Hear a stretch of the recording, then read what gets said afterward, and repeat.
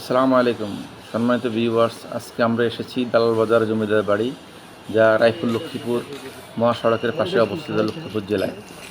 এটা 1600 খ্রিস্টাব্দে তৎকালীন রাজা লক্ষ্মীনারায়ণ এটা তৈরি করেন। পরম্পরায় তার বংশধররা এটা পরিচালনা করেন। তারা এই অঞ্চলের জমিদার ছিলেন। 1946 সালে যখন বাংলাদেশে হিন্দু মুসলিম দাঙ্গা শুরু হয়, তখন জমিদারগণ তাদের সব কিছু ফেলে ইন্ডিয়াতে চলে যান। এখন এই জমিদার বাড়িটা কালের সাক্ষী হয়ে দাঁড়িয়ে আছে। এটা একটি লক্ষ্মীপুরের ঐতিহ্যবাহী পর্যটন কেন্দ্র।